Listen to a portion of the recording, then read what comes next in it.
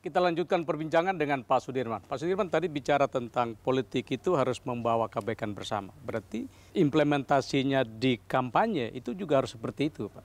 Insya Allah kita jaga begitu. Dan terus terang sejak Jawa Tengah saya kan disorot, dituduh terus untuk nanti membawa SARA segala macam gitu. Sekarang pun begitu kan.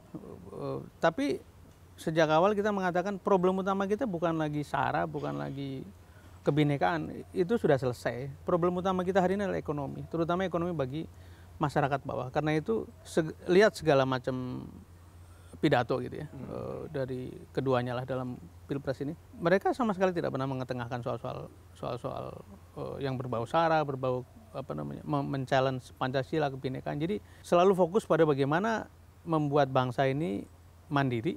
Pak Prabowo sering mengatakan kita masih swasembada pangan, swasembada energi, swasembada air, dan membangun institusi yang kuat. Dengan cara apa? Dengan cara mengajak putra-putri terbaik bergabung dalam pemerintahan nanti dari manapun asalnya. Apapun warna kulitnya, apapun sukunya, apapun partainya. Bahkan satu ketika beliau mengatakan kalau perlu dari partai yang sekarang tidak mendukung kita ajak.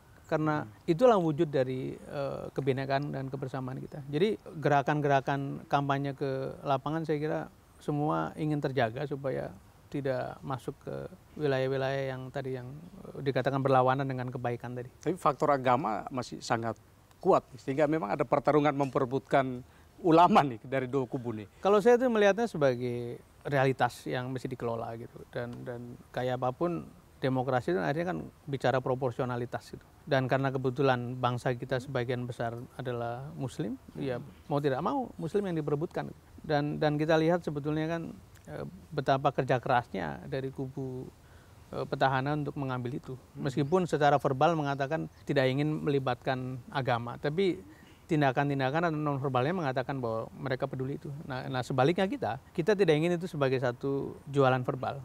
Kita kelola kenyataan ini bahwa mayoritas adalah umat Islam, tapi jangan lupa bahwa kita ini berbineka, jadi tetap saja kita merengkuh, mengajak seluruhnya untuk tadi berpartisipasi. Jadi kenyataan kita kelola, tapi kemudian ketika sampai pada tahap untuk mengurus pemerintahan, kita mesti bicara dengan semuanya. Itu yang menjadi keyakinan kita.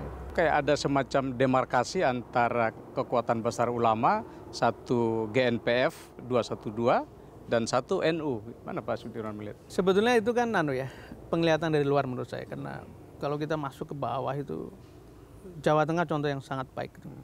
Ini berbedanya NU dengan katakanlah Muhammadiyah yang saya tahu.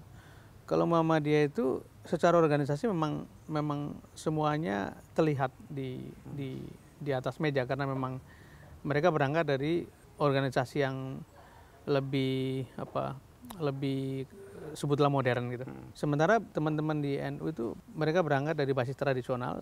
Hebatnya adalah para kiai itu tidak pernah tergantung pada siapapun untuk membangun pesantrennya, musolanya, masjidnya. Jadi mereka sangat otonom. Otonomi itu juga ditunjukkan dalam sikap politik. Jadi kita tidak bisa mengatakan kalau di kelompok-kelompok yang nampak secara struktur organisasinya itu kita lebih bisa menduga kalau pimpinannya itu A, mayoritas dari bawahnya itu A. Tapi NU ini dari dulu selalu tidak begitu, selalu cair. Karena apa? Karena di bawahnya NU itu meskipun pemimpin strukturnya itu berpikir A atau B, belum tentu diikuti. Karena tadi, mereka adalah tokoh-tokoh yang mandiri secara sikap, secara ekonomi. Kadang-kadang yang di desa mereka punya sawah begitu luas untuk mendanai pesantrennya, punya tambak, punya kebun, segala macam. Jadi belum tentu segregasi itu tajam. Karena jangan lupa yang datang ke, katakanlah ukurannya 212.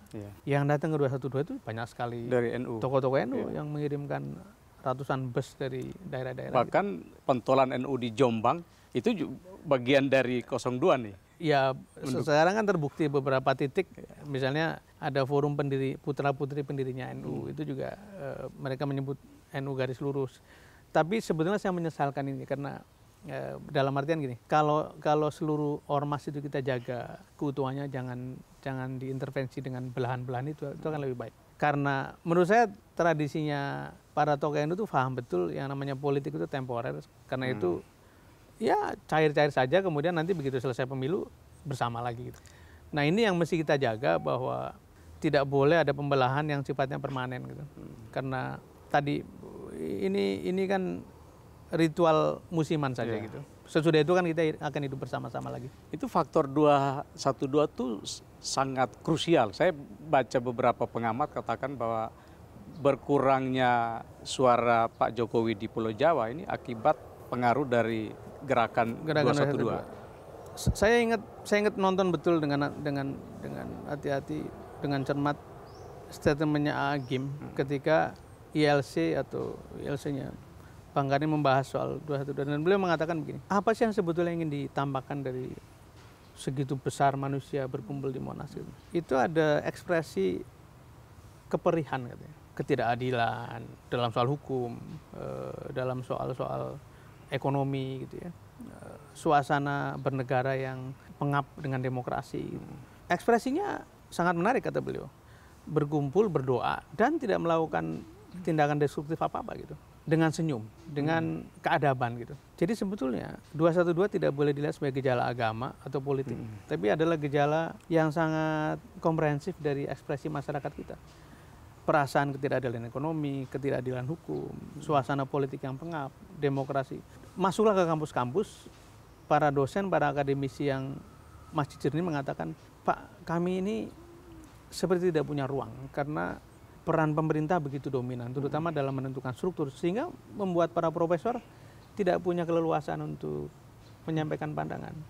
Kita masih ingat kasus Profesor Suteki di Semarang yang kemudian mesti melepaskan jabatannya gara-gara memberikan kesaksian di pengadilan gitu. Jadi 212 adalah gumpalan dari perasaan masyarakat yang kalau diterjemahkan dalam sikap politik, mereka ingin perubahan.